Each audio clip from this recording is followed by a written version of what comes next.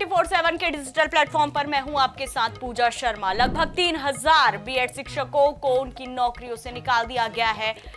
शिक्षक पीड़ित हैं, सड़कों पर उतर आए हैं। लगभग 1 महीने होने को आ रहे हैं उनके धरना प्रदर्शन को।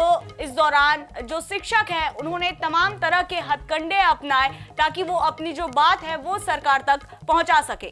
बीएड शिक्षकों का ये जो सफर है वो तब शुरू होता है जब उन्हें उनके जो नौकरी है, जो पद है, उससे हटा दिया जाता है। उसके बाद वो अंबिकापुर से लगभग वो 250 किलोमीटर की यात्रा तय कर रायपुर पहुंचते हैं और रायपुर के जो धरना स्थल है तूता में वो बैठकर बकायदा धरना करते हैं। इस दौरान कभी वो सड़कों पर लौटते नजर आते हैं, तो कभी सर मुंडवाते नजर आते हैं, तो कभी जल समाधि लेते भी नजर आते हैं और उसके बाद वो कपड़े भी उतार देते हैं कि आखिर कोई तो एक ऐसी वजह हो जो सरकार तक उनकी बात पहुंचा सके। और वो तमाम तरह की इस तरह से हथकंडे अपनाते हैं और इस दौरान उनको साथ मिलता है कांग्रेस के राष्ट्रीय आला कमान का।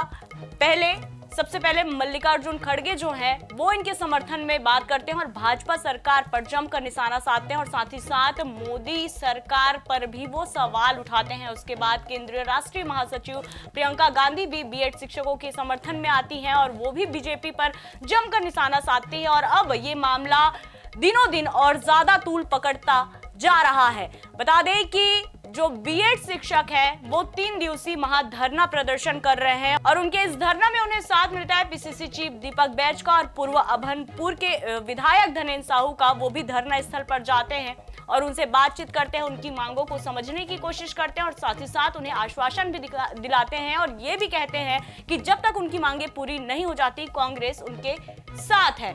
तो तस्वीरें आप देखेंगे, दीपक बैज के हाथों में जो महिलाएं हैं, जो पीड़ित महिलाएं हैं, शिक्षक महिलाएं हैं, वो कलावा बांधते नजर आ रही है। यानी कहीं ना कहीं उन्हें दीपक बैज पर पूरा भरोसा भी है, शायद कांग्रेस के ऊपर भी भरोसा है कि हो सकता है कि उनकी ये जो लड़ाई है उसको कहीं ना कहीं कांग्रेस जो है वो सार्थक करेगी, एक जरिया बनेगी सरकार तक उनकी आवाज पहुंचाने का।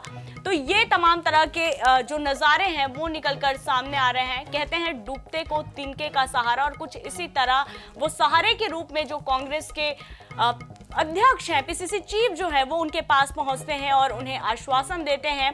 इस दौरान धनेंद्र साहू भी बीजेपी सरकार पर जमकर निशाना साधते नजर आए। सुनिए क्या कुछ कह रहे हैं धनेंद्र साहू।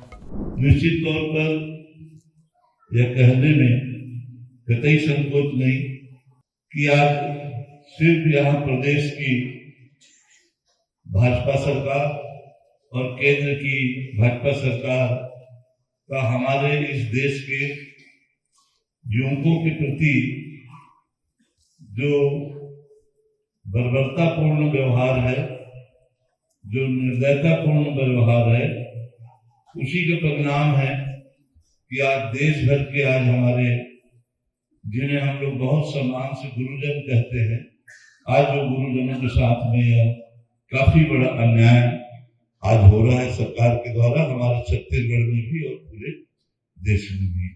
तो जैसा कि आपने सुना, धनेंद्र साहू ने भी बीजेपी सरकार पर यहां पर करारा प्रहार किया। उन्होंने यहां तक कह दिया कि सरकार जो है शिक्षकों की विरोधी है, इसीलिए उनकी बातों को नहीं सुना जा रहा है। वहीं दूसरी तरफ बीएड के जो शिक्षक हैं लगातार इच्छा मृत्यु की मांग कर रहे हैं। उनका कहना है या तो उनकी नौकरी जो है वो सुरक्षित कर दी जाए या फिर उन्हें इच्छा मृत्यु दे दी जाए। बहरहाल इस पूरे मामले में आगे और क्या कुछ अपडेट निकलकर सामने आता है ये देखने वाली बात होगी, लेकिन पल पल की जो भी अपडेट रहेगी बीएड शिक्षकों से जुड़ी हम आप तक पहुंचाते रहेंगे। तो फिलहाल इस वीडियो में इतना ही। छत्तीसगढ़ से जुड़ी तमाम खबरों से अपडेट रहने के लिए देखते रहिए NS 24/7 का डिजिटल प्लेटफॉर्म। तब तक के लिए मुझे दीजिए इजाजत। नमस्कार, जय जोहार।